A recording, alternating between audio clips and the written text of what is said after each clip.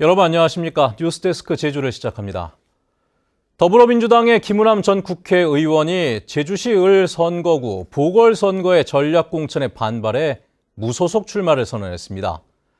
한편 국민의힘은 여론조사 경선으로 후보를 확정할 예정이어서 제주시 을 보궐선거는 3자 구도로 치러질 가능성이 높아졌습니다.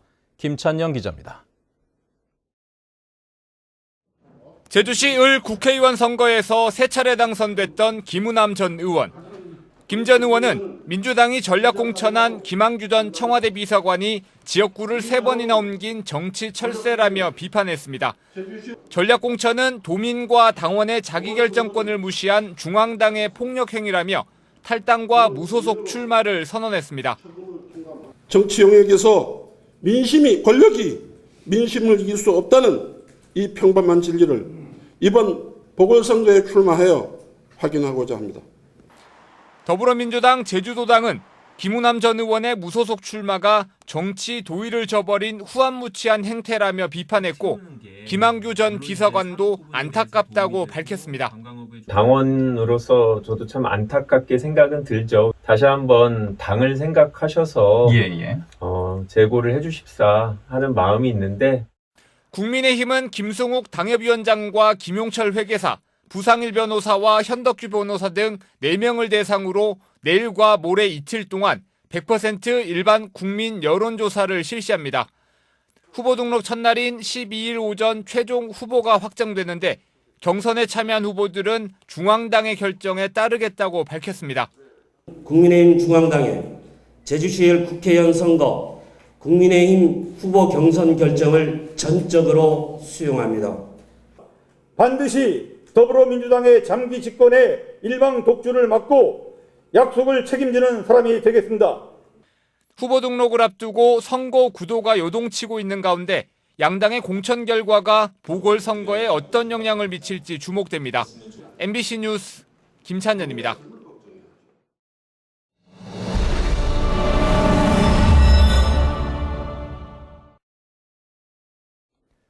네, 저희 제주 MBC 등 제주 지역의 언론 4사는 오는 6일 지방선거를 앞두고 제주의 주요 현안을 중심으로 공동 의제인 7대 어젠다를 확정해 도지사 후보들에게 의견을 물었습니다. 오늘 첫 번째 순서로 제주 제2공항과 지속 가능한 제주, 환경 보전 분야에 대해 각 후보들의 입장을 권혁태 기자가 정리해드리겠습니다. 제주 지역 최대 현안인 제주 제2공항. 새 후보의 입장은 유보와 조속 추진, 반대로 극명하게 엇갈렸습니다. 더불어민주당 오영훈 후보는 항공 인프라 확충에 동의한다면서도 갈등 해결에 초점을 맞추겠다는 입장을 밝혔습니다. 찬성이냐 반대냐 두 가지 중 하나만 선택하라는 것은 맞지 않다고 보여지고요. 그건 저희 도민의 갈등을 더욱더 극단적으로 몰고 가는 선택이 될 수 있기 때문에 더 신중해야 된다고 생각을 합니다. 국민의힘 허양진 후보는 제2공항의 조속한 추진이 윤석열 정부의 공약이라면서도 밀어붙이기식이 아닌 법과 제도에 맞춰 추진하겠다고 밝혔습니다. 친환경적인 최첨단 공항으로 만드도록 중앙정부와 좀 협력을 해나가고 그리고 이해관계자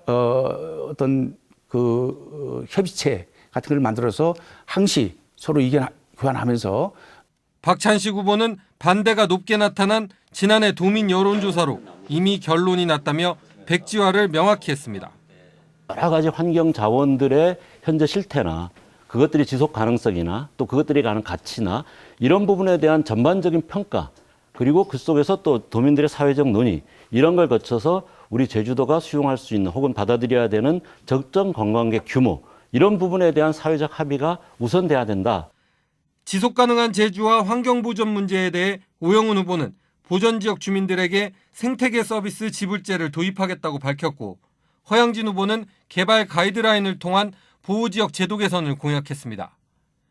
박찬식 후보는 개발은 보전의 하위 개념이라며 1차 생명산업과 생태관광 육성을 통한 선순환 구조를 만들겠다고 밝혔습니다.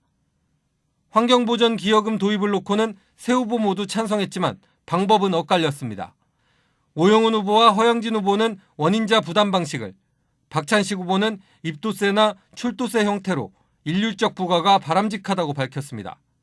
한편 1차 산업 경쟁력 확보 방안에 대해 오영훈 후보는 공익직불제 모델을, 허양진 후보는 물류비와 농민수당 확대, 박찬식 후보는 공공농업 전환과 책임수매제 도입을 약속했고, 기후위기 대응을 위해 오 후보는 제주 전역을 20개 생활권으로 나누는 스마트 그린 15분 제주를, 허양진 후보는 신재생 에너지 확대와 도시숲 조성, 박찬식 후보는 생태환경 부지사 신설을 공약했습니다. MBC 뉴스 권혁태입니다. 네, 이번엔 도의원 선거 주요 격전지의 후보를 소개하고 공약을 살펴보는 순서입니다. 오늘 네 번째로 2개의 선거구로 쪼개지면서 3명의 정치 신인들의 경쟁에 나선 제주시 아라동 갑 선거구로 가보겠습니다. 김항섭 기자입니다. 선거구 획정 과정에서 갑과 을 2개 선거구로 나눠진 제주시 아라동. 이 가운데 아라동 갑선거구는 택지 개발로 인구가 급증하면서 주거 환경 개선과 부지 일부가 포함된 오등봉 공원 민간 특례 개발 사업이 핵심 현안입니다. 이곳에서는 3명의 정치 신인이 도의에 입성해 도전장을 냈습니다. 경선에서 현역 고태순 의원을 꺾은 더불어민주당 홍인숙 예비후보는 제주도 체육진흥협의회 위원으로 활동하고 있습니다. 아라 1동, 오등동 지역의 성장과 미래를 주민들과 함께 만들어가고 싶습니다. 주민들의 진정한 일꾼으로 보다 더 주민들이 안심하고 편안하게 살아갈 수 있도록 도전하게 되었습니다. 홍인숙 예비후보는 초등학교를 신설해 과밀학급을 해소하고 중광역 클린하우스를 추가 설치해 주변 환경을 개선하겠다고 약속했습니다. 매일매일 배출 가능한 재활용 도움센터의 수가 너무 턱없이 부족합니다. 그래서 증설 추진 및 통학로에 등의 도로변에 설치되어 있는 클린하우스의 제자리 찾기 운동을 전개하겠습니다. 국민의힘 경선에서 승리한 김대우 예비후보는 아라동 청소년 지도협의회 자문위원을 맡고 있습니다. 꾸준한 봉사활동을 해오면서 느낀 지역 현안과 애로사항을 해결하기 위해서는 제도권 안에서 이루어져야 큰 성과를 낼 수 있다는 판단에 도의원에 출마하게 되었습니다. 김대우 예비후보는 청년층 유입에 따른 청소년센터 건립과 어린이 회관, 돌봄센터 확충 등을 공약했습니다. 전국에서 가장 젊은 층이 많이 사는 지역입니다. 그래가지고 청소년들의 공연이나 놀이 공간을 확보하기 위해서 청소년센터 건립을 추진하겠습니다. 양영수 예비후보는 의료연대 제주대병원 부분회장을 지내고 민주노총 제주본부 부본부장으로 활동하고 있습니다. 안타깝게도 인프라와 그리고 생활 정주 여건이 매우 불편하게 되어 있습니다. 그 불편함을 해소하고 아름다운 도시, 그리고 공동체가 살아있는 아라동을 만들어내겠습니다. 양영수 예비후보는 표준 도선료 조례를 제정해 택배비를 인하하고 공공 배달앱을 도입하겠다고 밝혔습니다. 택배비가 비쌀 이유가 없습니다. 근거 없이 부여되는 추가 도선료 때문에 우리 도민들이 많이 힘들어하고 있습니다. 반드시 택배비를 인하하겠습니다. 오등봉 공원 민간 특례 사업에 대해 홍인숙 예비후보는 개발 특혜 의혹부터 규명해야 한다고 밝혔고, 김대우 예비후보는 사업 전면 재검토를, 양영수 예비후보는 공공개발 사업으로 재추진해야 한다고 밝혔습니다. 각 당 정치 신인들의 각 축장이 되고 있는 아라동 갑선거구에서 유권자들이 어느 후보를 선택할지 주목됩니다. MBC 뉴스 김항섭입니다. 제주 지역의 레미콘 기사들이 운송비 인상과 처우 개선 등을 요구하며 파업에 나선 지 벌써 한 달이 다 돼가고 있습니다.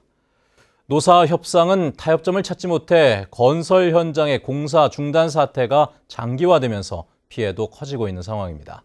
박혜진 기자입니다. 지하 1층에 지상 4층에 8개 동 건물을 짓는 다세대 주택 건설 현장. 레미콘을 공급받지 못해 보름 넘게 공사가 중단됐습니다. 내년 4월인 준공기일을 맞추지 못하면 하루 수천만 원에 달하는 공사 지체 보상금을 물게 될까 건설사는 노심초사하고 있습니다. 타사를 못 오고 있습니다. 공기 내에 완공이 안 되면은 일일 지체 보상금이 한 3천만 원씩 나옵니다. 공기를 마칠 수 있을지 이처럼 기초공사가 마무리된 지 한 달 가까이 됐지만 레미콘 운송기사들의 파업으로 콘크리트 타설 작업은 진행되지 못하고 있습니다. 전기 등 다른 설비 공사도 잇따라 늦어지면서 일용직 노동자들은 당장 생계를 걱정하게 됐습니다. 보통 하루에 20만 원 선에서 벌어서 25일 정도 일을 해서 월세를 내고 생활비 하고 학원비 내고 뭐 이렇게 살았는데 지금은 이제 월세도 못 내는 상황까지 왔죠. 이렇게 레미콘 파업으로 도내에서 공사가 중단된 곳은 제주공항 진출입로 공사 등 공공과 민간 현장 100여 곳.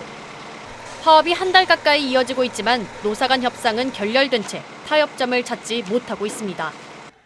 레미콘 노조는 운송비 인상과 사측의 유류비 부담, 공휴일 휴무 보장 등을 요구하는 상황.